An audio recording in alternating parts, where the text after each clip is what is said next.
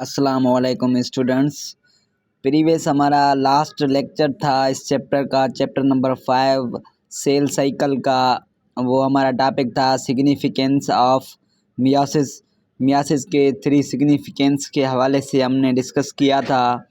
आज हमारे एमसीक्यूज़ हैं, रिव्यू क्वेश्चंस हैं चैप्टर नंबर 5 के। फर्स्ट हमारे पास जो रिव्यू क्वेश्चन है, एमसीक्यूज़ है, वो है विच प्रोसेस इन्वॉल्व मेटासिस। कौन सा प्रोसेस मेटासिस में इन्वॉल्व होता है? Growth, reduction, division and asexual reproduction. Reduction division mitosis में नहीं होता, इसलिए ए ऑप्शन हमारा इनकरेक्ट होगा। Growth, repair and asexual reproduction, growth, repair and semi-conservative replication, growth, reduction, division and repair। हमारा जो करेक्ट आंसर है वो है growth, repair and asexual reproduction।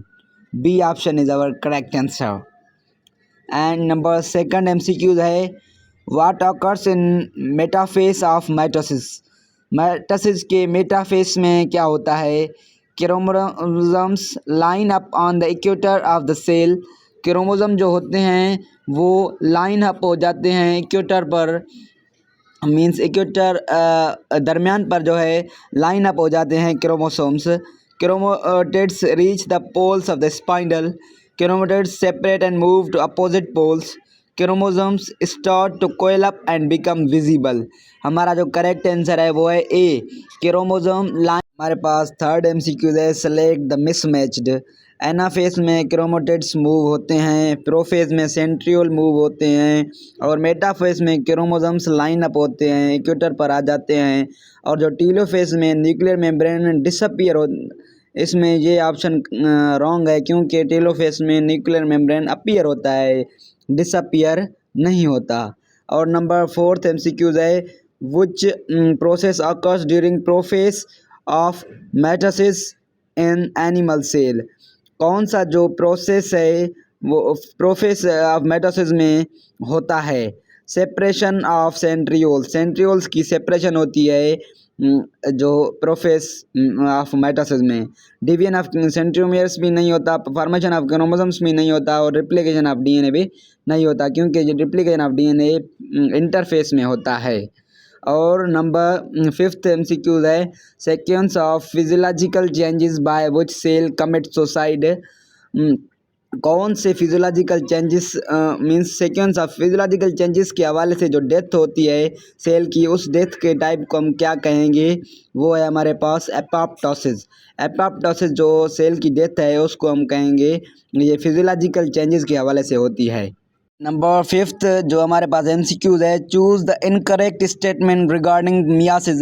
Myiasis के हवाले से जो इनकरेक्ट हमारे पास स्टेटमेंट है वो कौन सा है? Maintain chromosome number from generation to generation. ये हमारे पास करेक्ट है क्योंकि नंबर ऑफ क्रोमोसोम्स कांस्टेंट होते हैं from generation to generation. Reduce the diploid number of chromosomes to half. ये भी करेक्ट है क्योंकि रिडक्शन डिवीजन कहा जाता है, इसलिए मियासिस को ये इसलिए रिड्यूस हो जाते हैं नंबर ऑफ क्रोमोसोम्स। और नंबर सी ऑप्शन है take place in germ cell to produce gametes. ये जर्म सेल में होता है, गेमेट्स प्रोड्यूस करवाता है। और नंबर डी ऑप्शन है production of new somatic cells from germ cells. ये ऑप्शन हमारा इसमें स्टेटमेंट रिगार्डिंग मियासिस इनकरेक्ट है और ये option according to question correct है। Number 7 a type of cell division in which spore mother cell produce spores. कौन सा type है सेल डिवीजन का जिसमें इस मदर के जो स्पोर मदर सेल्स हैं वो स्पोर्स प्रोड्यूस कराते हैं? वो है हमारे पास meiosis. Meiosis cell division is our correct answer.